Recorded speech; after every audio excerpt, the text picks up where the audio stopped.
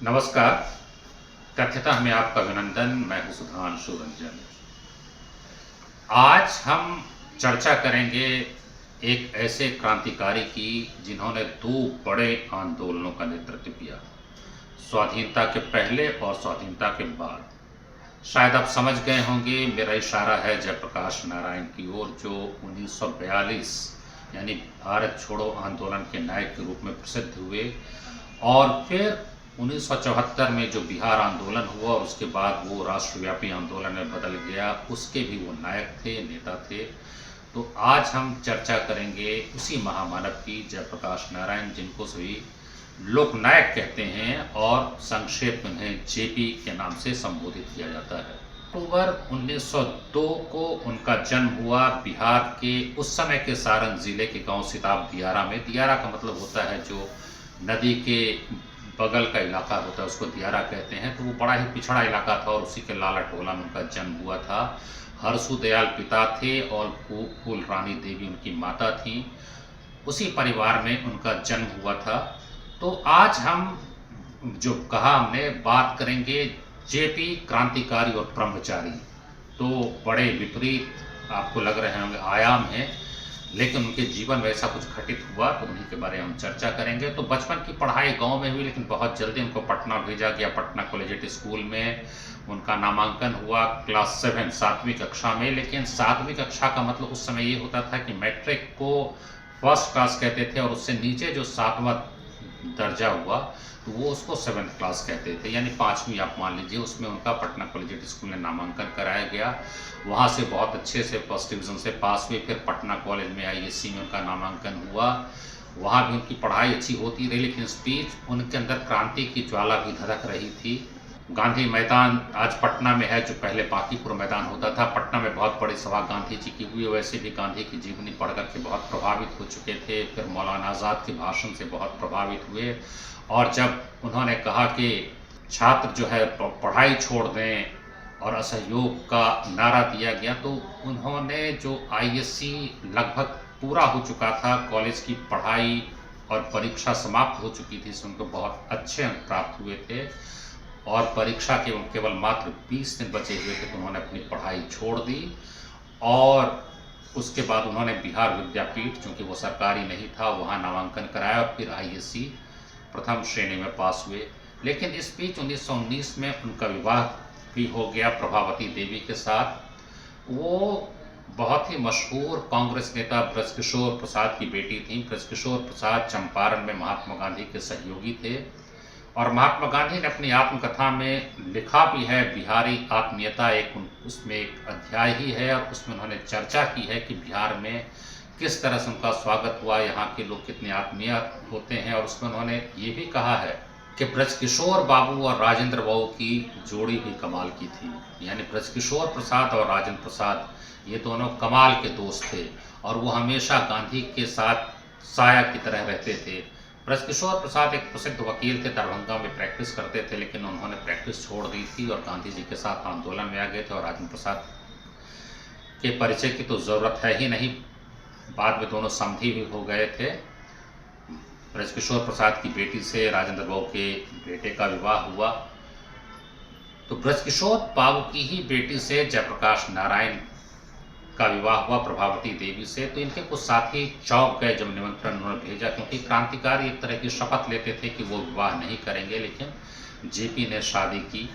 और फिर जैसा मैंने कहा, आईएससी पास हुई। उसके बाद 1922 में वो अमेरिका चले गए। अमेरिका में 7 साल रहे और 5 विश्वविद्यालयों में उन्होंने अध्ययन किया। उनको बार बार विश्वविद्यालय भी बदलना पड़ता था, क्योंकि उनके पास पैसे की बड़ी किल्लत रहती थी और घनघोर जो था अर्थाभाव था, जिसके लिए उन्हें बहुत तरह के छोटे मोटे काम करने पड़ते थे, जिसमें होटल में बैरे का भी काम उन्होंने किया, कमोड साफ करने का काम किया, या किसी बगीचे में चले गए, वहाँ फूल को चुनना होता था, फूल की टोकरी से सड़े हुए, फल की टोकरी से सड़े हुए फलों को निकालना होता था। इस तरह के बहुत सारे छोटे मोटे काम उन्होंने किए। वो 7 साल का बहुत संघर्षपूर्ण जीवन रहा। लेकिन वहाँ जो है वो कुछ कम्युनिस्ट दोस्तों के संपर्क में आए, जिनमें एक एब्राहम लैंडी नाम का उनका दोस्त था और उनके प्रभाव में काफ़ी उन्होंने जो है सो मार्क्सवाद का अध्ययन किया।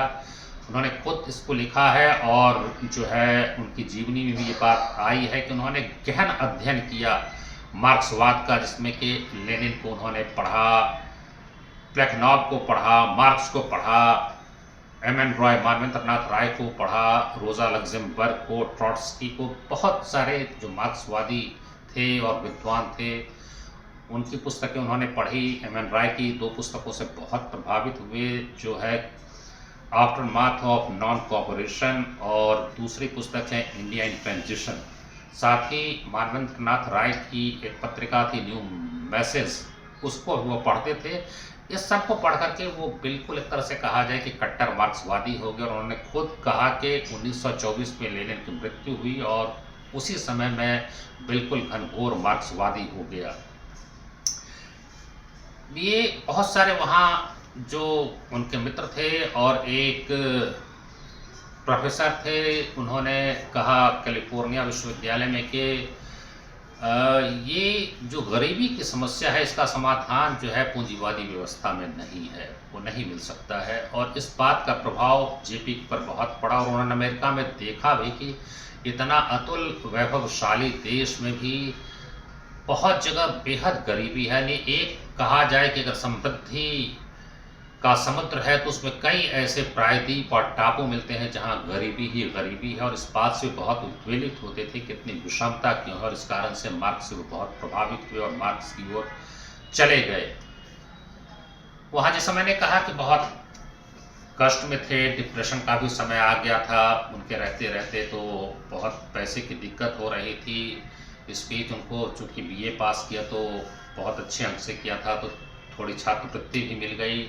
स्पीच उनके कुछ कम्युनिस्ट मित्रों ने सुझाव दिया कि रूस जाकर के देखो वहाँ किस तरह से साम्यवादी व्यवस्था काम कर रही है, तो रूस जाने की तैयारी करने लगे। तो कहा गया कि ठहरने की व्यवस्था तो हो जाएगी, लेकिन जो भाड़ा है उसकी व्यवस्था करनी पड़ेगी। इसके लिए वो फिर चले कि कहीं कुछ नौकरी मिल जाए, शिकागो गए और बिल्कुल पैदल चलते रहे। इतना ज़्यादा उन्होंने परिश्रम किया कि बहुत बुरी तरह बीमार हो गए। उनको टॉन्सिल का ऑपरेशन कराना था लेकिन पैसे नहीं थे, तो एक बंगाली डॉक्टर से उन्होंने ऑपरेशन कराया जो सफल नहीं हुआ। उसमें कुछ जो है हिस्सा रह गया और पूरे शरीर में जहर फैल गया, तो बिल्कुल ही उनकी हालत नाजुक हो गई थी। तो इस तरह से संघर्ष का जीवन था और पैसे कितनी कमी हो गई कि उन्होंने अपने पिता हर्षोदयाल को लिखा कि $900 की कमी है। पिता ने ज़मीन को गिरवी रख करके उनको पैसे भेज दिए। तो इस तरह से किसी तरह उनका जीवन कटा। लेकिन रूस जाने की योजना जब उनके घर वालों को पता चली तो इससे घर वाले बहुत विचलित हुए और उनके पिता ने अपने समधी यानी प्रभावती के पिता ब्रजकिशोर प्रसाद से संपर्क किया। ब्रजकिशोर प्रसाद ने राजेंद्र बाबू को कहा कि आप इसमें पढ़िए। फिर राजेंद्र प्रसाद ने पत्र लिखा कि जो अन्याय के विरुद्ध संघर्ष है, लड़ाई है, वो भारत में ही लड़नी है, रूस जाकर के लड़ने की कोई ज़रूरत नहीं है, इसलिए आपको भारत वापस आ जाना चाहिए। तो उससे बहुत प्रभावित तो वो नहीं हुए इस तर्क से, लेकिन चूँकि पैसा नहीं था उनके पास इसलिए कोई उपाय भी नहीं था वापस आने के अलावा। और फिर जो है 1929 में वो वापस आ गए नवंबर में। इस बीच एक महत्वपूर्ण घटना ये घटी कि जब वे अमेरिका में थे तो उनकी पत्नी प्रभावती गांधी जी के आश्रम आ गई थी। और जैसा मैंने पहले आपको बताया कि ब्रजकिशोर प्रसाद बड़े निकट सहयोगी थे महात्मा गांधी के, तो महात्मा गांधी और उनकी पत्नी कस्तूरबा ने इच्छा जाहिर की कि प्रभावती उनके आश्रम में आकर के रहे और प्रभावती उनके आश्रम में चली गई। वहाँ उनके विचार से इतनी प्रभावित हुई कि उन्होंने इच्छा व्यक्त की कि मैं ब्रह्मचर्य का व्रत लेना चाहती हूँ और पास से अपनी इच्छा जाहिर की। फिर उन्होंने गांधी जी से इस बात पर विमर्श किया तो गांधी जी ने कहा कि पहले जयप्रकाश से बात करो। उन्होंने जेपी को पत्र लिखा तो जेपी ने कहा कि इस पर पत्राचार में क्या करूं, जब वापस आऊंगा तो बात करूंगा। लेकिन प्रभावती शायद इतनी व्यग्र थी कि उन्होंने जेपी के लौटने का इंतजार नहीं किया और ब्रह्मचर्य का व्रत ले लिया। जब वापस आए और प्रभावती से उनकी मुलाकात हुई तो प्रभावती ने उनको सूचना दी कि उन्होंने ब्रह्मचर्य का व्रत ले लिया है। तो इससे जेपी बहुत विचलित हुए क्योंकि उनका ब्रह्मचर्य में कोई विश्वास नहीं था और वो एक दाम्पत्य जीवन चाहते थे और साथ ही चाहते थे कि उनके बच्चे भी हों, संतान हो, लेकिन अब इन्होंने तो ब्रह्मचर्य का व्रत ले लिया था। खैर उसके बाद वे साबरमती आश्रम गए और वहाँ पर बिल्कुल दामाद की तरह उनका स्वागत किया गया गांधी जी और कस्तूरबा की ओर से, क्योंकि ये दोनों प्रभावती को बिल्कुल बेटी की तरह मानते थे। गांधी जी प्रभावती को पढ़ाते थे और कुछ दिनों के लिए भी प्रभावती अगर चली जाती थी तो गांधी जी बहुत बेचैन होकर पत्र लिखते थे कि जैसे पिता को बिना किसी कारण भी अपनी पुत्री को बार बार देखने की इच्छा होती है, वैसी ही इच्छा मेरी होती है, लेकिन तुम को ध्यान नहीं रहता है, तुम पत्र नहीं लिखती हो। तो ये सारे इस तरह के पत्राचार प्रभावती से होते थे और प्रभावती को कितना प्यार मिलता था, दोनों अपनी बेटी ही मानते थे। और मैंने कहा कि दामाद की तरह उनका जो है सो स्वागत किया गया। इसके बाद ब्रह्मचर्य को लेकर के गांधी जी और जयप्रकाश नारायण के बीच बहुत समय तक पत्राचार हुआ, जिसमें जेपी ने बहुत कड़े शब्दों में गांधी जी को पत्र लिखा। इसके जवाब में गांधी जी ने शुरू में तो पहले ये कहा कि मैं तुम्हारा गुस्सा समझ सकता हूँ, तुम्हारा प्यार भी समझ सकता हूँ, लेकिन प्रभावती पर दबाव डालने का तुम्हारा कोई अधिकार नहीं है अगर उसने स्वेच्छा से ऐसा किया है। और प्रभावती ने इस बात का खंडन किया कि जो लोग कहते हैं कि गांधी जी के प्रभाव या दबाव में मैंने ऐसा किया वो गलत है। मेरी अपनी ही इच्छा थी, अपना मेरा स्वभाव ऐसा था, मैं स्वाभाविक रूप से ब्रह्मचर्य की ओर बढ़ गई, इसलिए ये मेरा निजी निर्णय था, इसमें गांधी जी का कोई दबाव नहीं था। लेकिन निश्चित रूप से कुछ प्रभाव तो रहा ही होगा, आश्रम का संस्कार का प्रभाव रहा और उन्होंने लिया। तो जब जेपी ने बहुत कठोर शब्दों में पत्र लिखा तो गांधी जी ने अंत में ये लिख दिया कि तुमको प्रभावती का ब्रह्मचर्य तोड़वाने का कोई हक नहीं है, तुम चाहो तो दूसरा विवाह कर सकते हो। अब तुम्हारी कामेच्छा को कैसे रोका जाए, तुम जो चाहते हो वो प्रभावती से संभव नहीं है। तो ऐसी स्थिति में अगर तुम किसी और स्त्री से विवाह करते हो तो इसमें मैं कुछ भी अनैतिक नहीं मानता हूँ।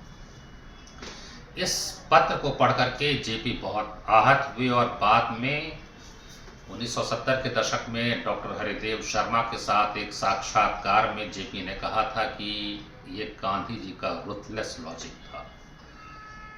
उन्होंने ये भी माना कि ब्रह्मचर्य का व्रत तो प्रभावती ने लिया था, मैंने तो लिया नहीं था, इसलिए मेरे लिए जो है ये कंपलसरी ब्रह्मचर्य था, ये स्वेच्छा से लिया गया नहीं था। और जहाँ तक इसके पालन करने की बात है तो उन्होंने खुद ही स्वीकार किया कि बहुत हद तक तो पालन किया लेकिन मुझसे पूरा नहीं हो पाया। बल्कि पवनार आश्रम की बहनों ने उनसे पूछा कि ब्रह्मचर्य के अपने अनुभवों के बारे में बताइए, तो उन्होंने कहा कि इसके बारे में प्रभावती से बात करो। और उन्होंने अपने परिवार के सदस्यों के बीच भी बताया प्रभावती के निधन के बाद कि मैं एक दो बार भटक गया था, प्रभावती ने तो पूरा ब्रह्मचर्य का पालन किया, मैंने पूरा नहीं किया लेकिन बहुत हद तक मैंने ब्रह्मचर्य का पालन किया। कुछ महिला मित्रों से उनकी दोस्ती की भी चर्चा होती है और उनकी जो कुछ महिला मित्र थे उनमें जो कुछ नाम आते हैं उसमें एक सविता पारीक थी, विजया पटवर्धन थी, अरुणा सकली और विजय लक्ष्मी पंडित का भी नाम आता है। सविता पारीक कुछ शोध के सिलसिले में उनसे मिलती थी और कहा जाता है कि काफ़ी दोनों में अंतरंगता भी कुछ समय के लिए हो गई थी।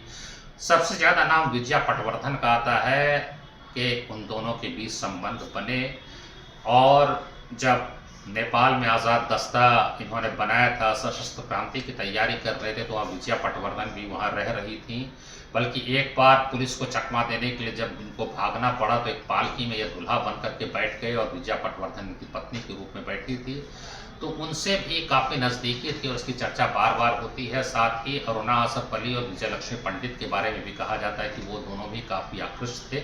जेपी का जो व्यक्तित्व था, जो चेहरा मोहरा था, बड़ा आकर्षक था और चूँकि वो क्रांति के नायक थे, पूरे देश में उनका यश था, इसलिए महिलाओं का उनकी ओर आकृष्ट हो जाना कोई अस्वाभाविक बात नहीं थी। तो इसको लेके थोड़ा विवाद होता है और एक पत्रकार थे बाबूराव पटेल, जिन्होंने जो इनके कुछ पत्र थे महिला मित्रों को लिखे हुए, किसी तरह से उसको ऊपर करके उन्होंने उस पत्रों का जो था पुलिंदा महात्मा गांधी को सौंपा था। तो महात्मा गांधी ने उन पत्रों को प्रभावती को दिखाया और प्रभावती ने कहा कि नहीं, ये सारी बातें फिजूल हैं, ये सब मित्रता है, कोई ऐसी बात नहीं है। जो जेपी ने स्वीकारा था कि हाँ कुछ से मेरी दोस्ती हुई थी, तो उसमें जेपी ने यह कहा था कि प्रभावती ने इसे भांप ही लिया था लेकिन प्रभावती ने मुझे माफ़ कर दिया।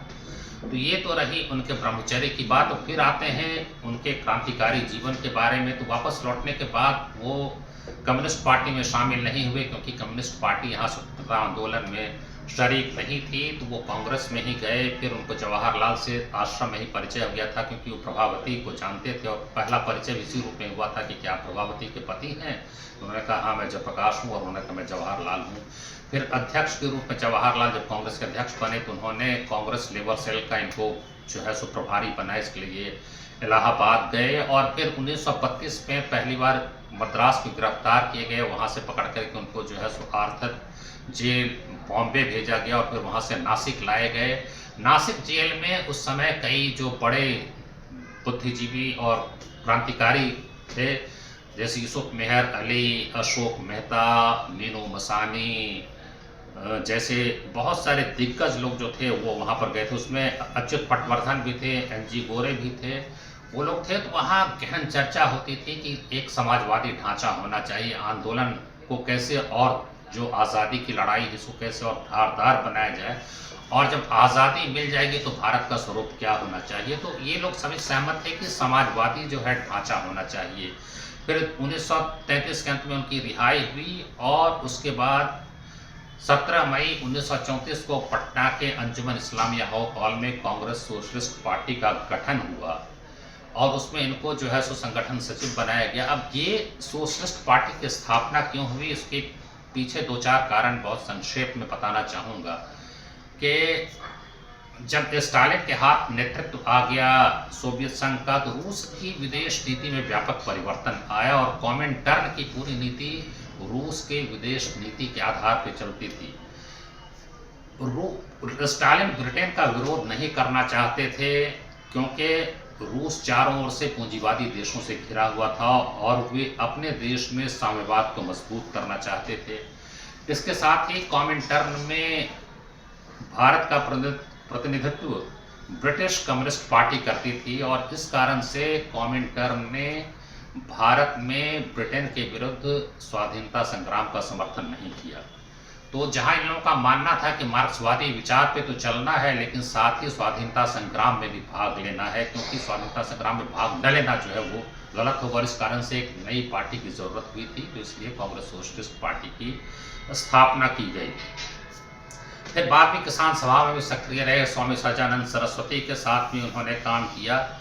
फिर भारत छोड़ो आंदोलन में जब महात्मा गांधी ने क्विट इंडिया का नारा दिया तो सारे बड़े नेता गिरफ्तार हो गए, जिससे जेपी के मन में बड़ा रोष था कि इतना बड़ा आह्वान कर दिया जाता है लेकिन उसके लिए कोई तैयारी नहीं की जाती है कि अगर सब लोग गिरफ्तार हो जाएंगे तो क्या होगा। इसलिए उन्होंने एक आह्वान किया था कि जनता को खुद ही अपना नेता बन जाना चाहिए। हजारीबाग जेल में गिरफ्तार करके रखे गए, लेकिन वहाँ से ये भागे हुए बहुत महत्वपूर्ण घटना है क्योंकि ये 8 नवंबर 1942 को हजारीबाग जेल से भागे थे। इनके साथ भागने वालों में एक शालिग्राम सिंह थे जो हजारीबाग के रहने वाले थे, उनको इसलिए लिया गया था कि वो रास्ता दिखाएंगे। उनके अलावा रामनंदन मिश्र थे, योगेंद्र शुक्ल थे, सूरज नारायण सिंह थे और गुलाली सोनार, ये 6 लोग वहाँ से भागे थे। दिवाली की रात थी और उसी में एक आयोजन करके गाना बजाना किया जा रहा था और उसी में पूरी जो है सो व्यूह रचना की गई और ये लोग भागने में सफल हो गए। जेल से भागने के बाद एक अखबार ने समाचार छापा था, Congress plane escapes from jail.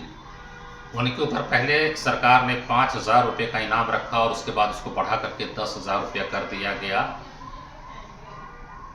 वो भागते फिर रहे थे, छुप रहे थे, लेकिन एक बार असावधान हो जाने के कारण उनको फिर बाद में गिरफ्तार किया गया। लेकिन इस बीच उन्होंने आज़ाद दस्ते का गठन किया जाकर के, क्योंकि उनका मानना था कि सशस्त्र क्रांति जो है वो ज़रूरी है, उसके बिना जो है सो देश आज़ाद नहीं हो सकता है।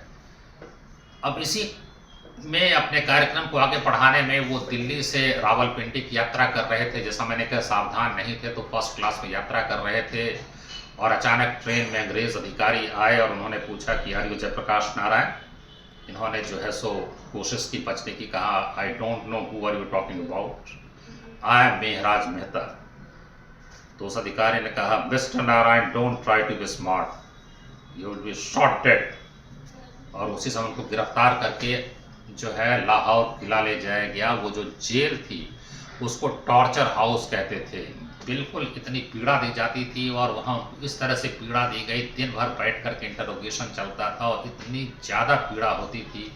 अंत में तो ये स्थिति हो गई कि लगातार 10 दिन उनको कुर्सी पे बैठा के रखा गया और सवाल पूछा गया, यानी 10 दिन तक 1 मिनट के लिए सोने नहीं दिया गया। इस तरह से और जो पीड़ा दी जाती थी उसकी एक लंबी कहानी है। मैंने कहा कि उसको टॉर्चर हाउस कहते थे और बिल्कुल सॉलिटरी कन्फाइनमेंट था, एकलवास था। लेकिन बाद में फिर उनके अनुरोध पर वहाँ लोहिया को भेजा गया।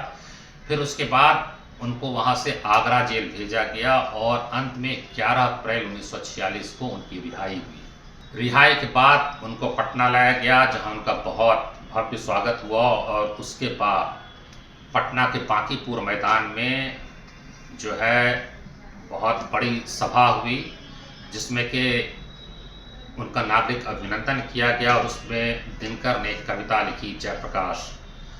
झंझा सोई तूफान रुका प्लावन जा रहा कगारों में, जीवित है सबका तेज किंतु अब भी तेरे हुंकारों में, सेनानी करो प्रयाण भय भावी इतिहास तुम्हारा है, ये नखत हमा के बुझते हैं सारा आकाश तुम्हारा है। मंच पर डॉक्टर श्री कृष्ण सिन्हा, अनुग्रह नारायण सिन्हा जैसे वरिष्ठ नेता बैठे हुए थे और उसमें कहते हैं, ये नखत हमा के बुझते हैं सारा आकाश तुम्हारा है। हाँ, जयप्रकाश है नाम समय की करवट का, अंगड़ाई का, भूचाल बवंडर के दावों से भरी हुई तरुणाई का।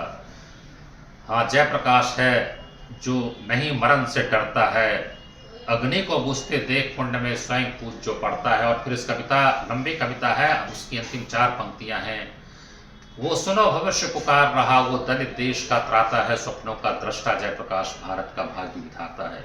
और 1977 में जब पहली बार गैर कांग्रेस सरकार बनी केंद्र में, तो ये दिनकर की भविष्यवाणी सही निकली कि स्वप्नों का दृष्टा जयप्रकाश भारत का भाग्य विधाता है। और लोग ये सवाल भी करने लगे कि क्या कभी जो है भविष्य दृष्टा होता है, ज्योतिषी होता है, कि 1946 में जो भविष्यवाणी की गई वो 31 साल के बाद बिल्कुल सच निकली। तो इस तरह से वो एक नायक बन चुके थे। 1946 में वो दूसरी क्रांति की भी बात करते थे, जिसमें बहुत सारे सुधार की बात थी। फिर 1952 का चुनाव आता है और उसमें कांग्रेस सोशलिस्ट पार्टी कांग्रेस के आमने सामने खड़ी थी। जेपी की सभा में इतनी भीड़ होती थी जैसी भीड़ की नेहरू की सभा में होती थी, इसलिए सोशलिस्ट पार्टी के नेताओं को और जो सदस्य थे उनको उम्मीद थी कि शायद केंद्र में सोशलिस्ट पार्टी की ही सरकार बन जाए। लेकिन जेपी ने खुद जो है सो चुनावी राजनीति से अपने को अलग कर लिया। उनको सबसे सुरक्षित सीट जहानाबाद की दी गई थी, जहां से सोशलिस्ट पार्टी का जीतना बिल्कुल पक्का था, लेकिन उन्होंने मना कर दिया क्योंकि जेपी एकमात्र नेता थे गांधी के बाद जिन्होंने सत्ता से दूर रहने का फैसला किया कि उनको कोई भी पद नहीं चाहिए। और जो है पूरे देश में घूमकर सभाएं करते रहे और इतनी भीड़ होती थी कि बिल्कुल जो है कैडर इनका उत्साहित था। लेकिन जब चुनाव परिणाम आए तो इतने निराशाजनक रहे। केवल 22 लोकसभा सीटों पे कांग्रेस सोशलिस्ट पार्टी की जीत हुई और विधानसभा में भी अगर संख्या देखा जाए तो वो भी संख्या इनकी ज़्यादा नहीं थी। विभिन्न विधानसभाओं में कुल 126 इनके विधायक बने। भारतीय कम्युनिस्ट पार्टी को इससे कम वोट मिला था, सोशलिस्ट पार्टी को 10.5% वोट मिला, जो दूसरे नंबर, अगर वोट प्रतिशत की बात करें तो ये पार्टी दूसरे नंबर पर थी। और कम्युनिस्ट पार्टी को जो केवल 5% मत मिला था, उसके 27 सांसद लोकसभा में चले गए और विधानसभाओं में भी उसके 193 विधायक आ गए। इसके बाद जेपी पर बहुत प्रहार हुआ, पटने में मीटिंग हुई, रामनंदन मिश्र ने आकर के खुल्ला उन पर आक्षेप किया कि जेपी नेहरू के दोस्त हैं, इसलिए जो है उन्होंने मदद की है। जेपी भावुक व्यक्ति थे, आलोचना बर्दाश्त करते थे, लेकिन नियत पर कोई शक करता था तो बिल्कुल जो है सो वो विचलित हो जाते थे। वो इतने दुखी हुए कि वो चले गए बॉम्बे। एक दिन समुद्र किनारे बैठे हुए थे, रामवृक्ष बेनीपुरी भी थे, शाम का वक्त था, एक जहाज आ रहा था तो जेपी ने कहा कि देखिए बेनीपुरी जी, कितना अच्छा दृश्य है, सूरज डूब रहा है और ये जहाज आ रहा है, समुद्र की तरंगे हैं। तो इस पर रामवृक्ष बेनीपुरी ने कहा कि लेकिन जेपी, अगर ये जहाज डूब जाए तो जेपी ने कहा कि अरे आप कैसी मनहूस बातें करते हैं, इतना बढ़िया दृश्य, इसका आनंद उठाइए। तो बेनीपुरी ने कहा कि लेकिन जेपी, हमने जहाज को डूबते देखा है। उन्होंने कहा कैसे? बोला कि उस जहाज को डूबते देखा है जिसके नायक आप थे। जो चुनाव परिणाम की ओर उन्होंने इशारा किया। तो जेपी ने कहा कि क्या बेनीपुरी जी, इसकी जिम्मेदारी केवल मेरे ऊपर है? और ये कहकर के वो रोने लगे। जेपी बड़े भावुक थे, इसलिए अक्सर रो पड़ते थे। तो इस तरह से उनका राजनीतिक जीवन चला। उसके बाद उनके जीवन में एक महत्वपूर्ण पड़ाव आता है जब 1952 में उन्होंने 21 दिन का उपवास रखा था। इसलिए था कि डाकदार विभाग कर्मचारी संघ के अध्यक्ष थे। 1946 में उस डाकदार विभाग के कर्मचारियों ने हड़ताल की थी 23 दिनों की। बाद में सुलह सरकार के साथ हुआ, लेकिन 23 दिन के वेतन को देने के बारे में हुआ कि केंद्र सरकार फैसला करेगी। फिर 1951 में रफ़ी अहमद किदवई उस विभाग के मंत्री थे। जेपी की उनसे बात हुई और इन्होंने कहा जेपी से कि वो वेतन दे दिया जाए, क्योंकि दोबारा कर्मचारी हड़ताल पे जाने वाले थे। तो जेपी ने कहा कि नहीं, वेतन मिलेगा। तो उन्होंने हड़ताल को रोक दिया, वो हड़ताल पे नहीं गए। लेकिन बाद में रफ़ी अहमद किदवई ने कहा कि हमने ऐसा कोई आश्वासन नहीं दिया है। चूंकि लिखित बात नहीं थी, इसलिए जेपी ने कहा कि ये तो भूल मेरी है। और उसी के लिए जो है सो आत्मशुद्धि के लिए उन्होंने 21 दिनों का उपवास किया था, 23 जून से लेकर 13 जुलाई 1952 को। और उस समय एक बड़ा परिवर्तन आया जेपी में। एक जो है कोलंबिया यूनिवर्सिटी के प्रोफेसर रिचर्ड पार्क आए थे, तो उनसे जेपी ने पूछा कि मनुष्य को अच्छा क्यों होना चाहिए। इसका कोई भी जवाब उनके पास नहीं था।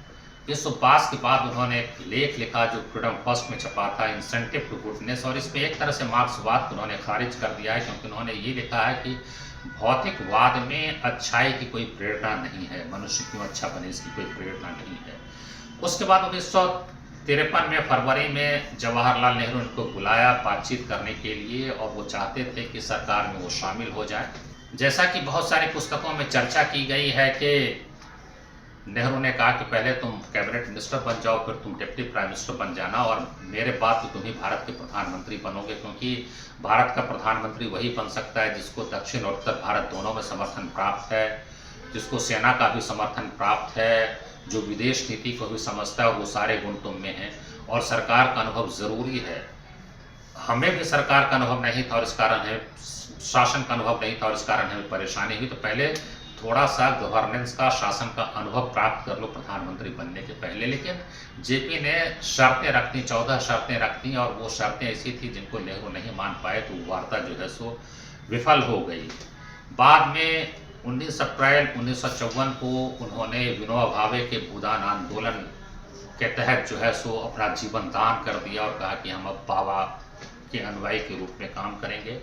उसके बाद फिर काफ़ी कुछ होता है, लेकिन 1974 में उन्होंने बिहार आंदोलन का नेतृत्व संभाला, जिसके लिए वो तैयार नहीं थे, लेकिन बाद में वो तैयार हुए। फिर आपको पता है कि इमरजेंसी लागू की गई, और फिर इमरजेंसी के दरमियान ही वो बीमार पड़ गए। आरोप ये भी है कि बीमार पड़े नहीं, बल्कि उनको स्लो पॉइजन जो है वो दिया गया था चंडीगढ़ जेल में। फिर वहाँ से छूटे, और उसके बाद 1970 का चुनाव हुआ।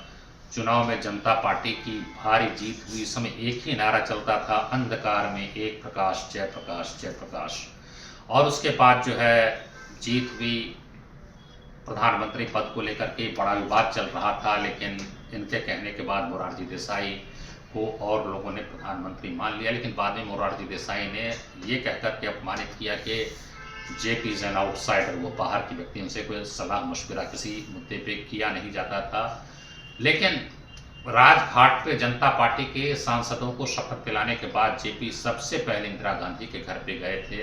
इंदिरा गांधी कार तक उनको छोड़ने आई, तो उन्होंने यही कहा था कि देखो, हिंदू लोकतंत्र में हार जीत होती रहती है, तुम जनता की सेवा मत छोड़ना। इस पर इंदिरा गांधी की आंखें डबडबा गईं और उन्होंने कहा कि हाँ, मैं करती रहूँगी।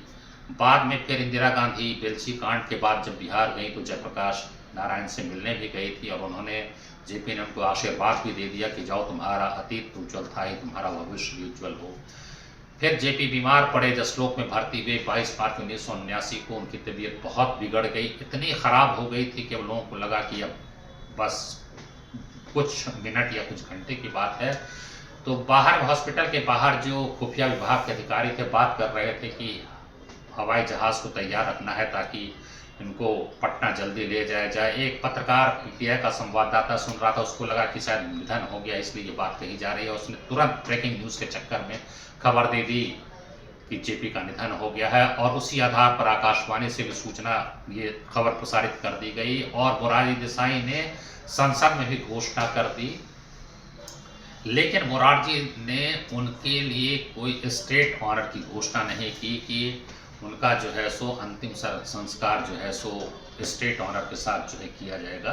उसकी बल्कि इसके लिए कुछ लोगों ने तैयारी की, तो प्रधानमंत्री कार्यालय से आदेश भी गया कि जेपी एक सामान्य व्यक्ति थे, किसी पद पर नहीं थे और इसलिए कोई राजकीय सम्मान उनको नहीं दिया जाएगा। लेकिन फिर पता चला कि वो जीवित हैं और बाद में अक्टूबर 1979 को उनका निधन हुआ। सुबह में वो मृत पाए गए और उसके बाद पूरे देश से नेता आए, जनता लगभग 10 लाख की भीड़ हुई उनकी शव यात्रा में। और इसी से हम समाप्त करते हैं। ये सारा जो है तथ्य अगर आप विस्तार से देखना चाहें तो मेरी पुस्तक हिंदी और अंग्रेजी दोनों में है, जेपी की जीवनी। उसको आप पढ़ेंगे तो उस पर विस्तार से मैंने चर्चा की है।